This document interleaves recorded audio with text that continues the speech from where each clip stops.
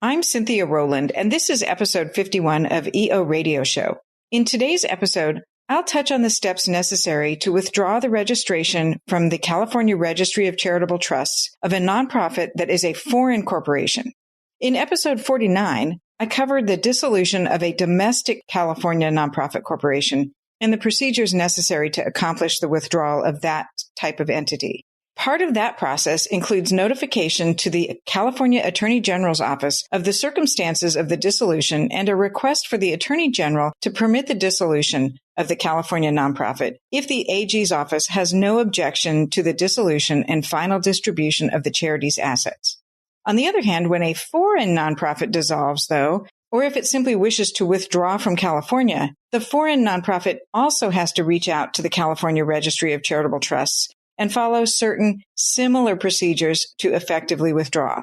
So in today's episode, we're going to cover the mechanics of how to effectively get the foreign corporation out of California and out of the jurisdiction of the California Attorney General's office. Welcome to the EO Radio Show, your nonprofit legal resource.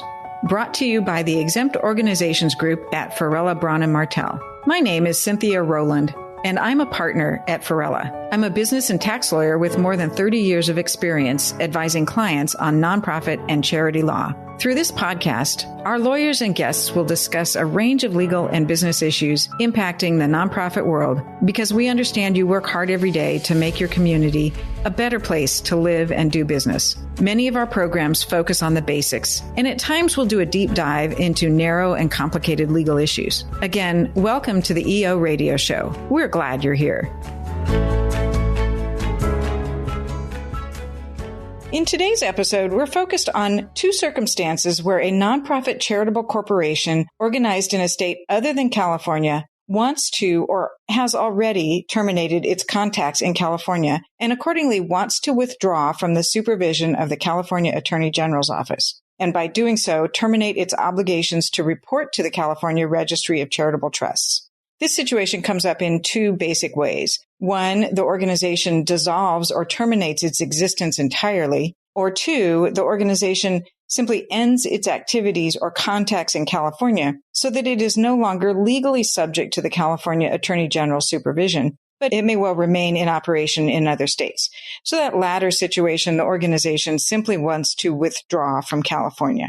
So to recap and give a kind of high-level overview, there are various rules and procedures that apply when any charitable organization, wherever it's organized and operating, decides to dissolve or terminate its existence entirely. Each state has its own laws and procedures, and while many of the corporate dissolution steps will be the same as would apply in California, if the dissolving nonprofit is incorporated outside of California, you need to look at the state law of the state where it is incorporated if it's a corporation, or formed if it's a charitable trust. So that local law will govern the specific details for terminating the legal existence in that other jurisdiction. California law doesn't speak directly to those details. As with domestic nonprofits, though, if the foreign nonprofit is not just withdrawing from California, but is also winding up and dissolving, then the general corporate formalities that are described in episode 49 of EO Radio Show would apply, with due regard for some differences in the state laws in the state where formed. So you may want to go back and listen to episode 49 to get a general overview of dissolution procedures for a corporation.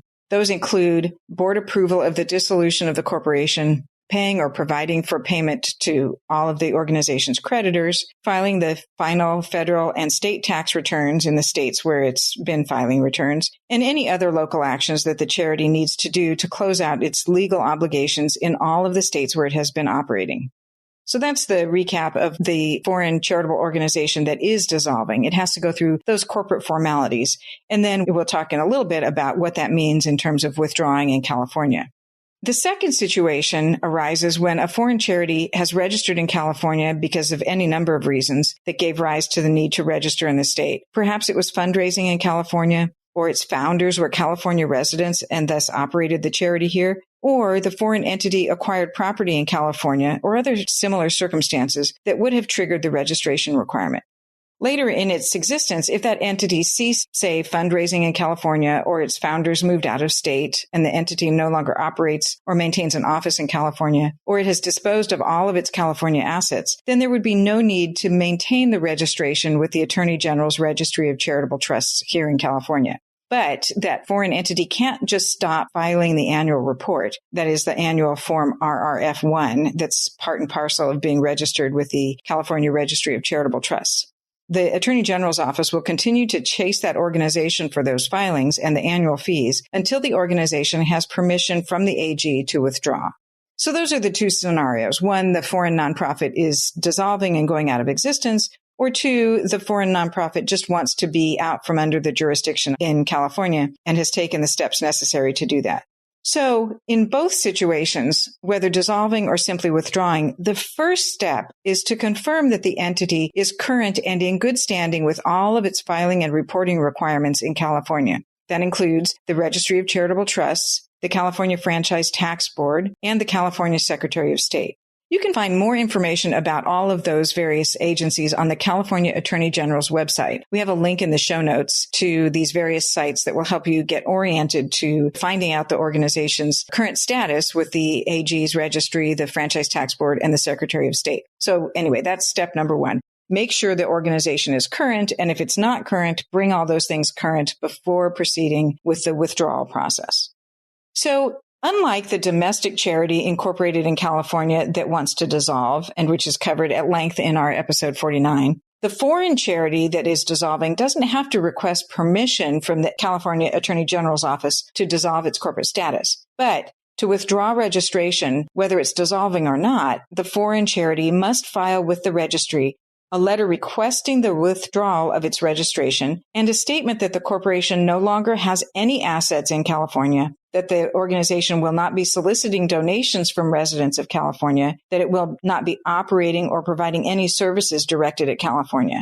So all of those things need to be contained in the request letter to the Attorney General's office. The letter should also include the specific date that the entity fully ceased operating in California. Additionally, if the foreign nonprofit is registered with the California Secretary of State as an out-of-state corporation, a copy of the Certificate of Surrender of Right to Transact Interstate Business, that's the formal name of the certificate, which has to be stamped by the Secretary of State as filed, is required to be attached to the letter of withdrawal that is filed with the Registry of Charitable Trusts. So basically, you need to get a form from the Secretary of State that indicates that the right to operate in California has been surrendered with the Secretary of State's office, and then that goes with your letter to the Registry of Charitable Trusts. The Certificate of Surrender is a one-page form that identifies the corporation by name, its California Secretary of State identification number, the state of formation, a forwarding address, that is a mailing address where the organization can be reached, and a few specific representations. Those representations are: 1, the corporation agrees to surrender its right and authority to transact intrastate business in the state of California. 2, the corporation revokes its designation of an agent for service of process in California. 3, the corporation consents to process against it in any action for any liability or obligation incurred within the state of California prior to the filing of the certificate of surrender, and that process can be served on the California Secretary of State. And then 4, that all final returns required under the California Revenue and Taxation Code have been or will be filed with the California Franchise Tax Board. There is no fee for this filing, but it is necessary to complete that filing in order to get the Secretary of State certificate of surrender. So after that certificate of surrender and the letter to the AG's office has been received by the California Registry of Charitable Trusts, the staff at the registry will review the submissions and evaluate if any additional information is needed. And sometimes that's the time when the organization realizes that some detail is missing from its registry filings and is delinquent for some reason. But anyway, if the staff does not find any delinquencies, then it will proceed with issuing a letter agreeing to the withdrawal of the foreign entity. Next, the last step for the withdrawing charity is to file its final California information return with the Franchise Tax Board. That's Franchise Tax Board, or FTB Form 199. And I believe you have to file the full Form 199 in order to indicate that it's a final return. The 199N may or may not have the ability to indicate final return, but you want to be sure that for that final return that you actually check the box that says this is the final 199N for the state of California. Otherwise, the Franchise Tax Board will continue sending notices and will not treat the organization as not required to file the California forms. So as a final note, as we wrap up, it's important to check the public databases periodically after withdrawing. That is the Secretary of State site, the Franchise Tax Board, and the California Registry of Charitable Trusts to make sure that the withdrawal is effective. The entity is showing as terminated on the Secretary of State site, is showing as withdrawn on the AG Registry of Charitable Trusts, and that the Franchise Tax Board no longer requires filing in California. It is much easier to resolve any issues with any of these three agencies soon after filing. Sometimes we see problems that have cropped up years after the organization thought it had terminated all required filings in California, and it's much harder to resolve then than it would have been when the records were fresh.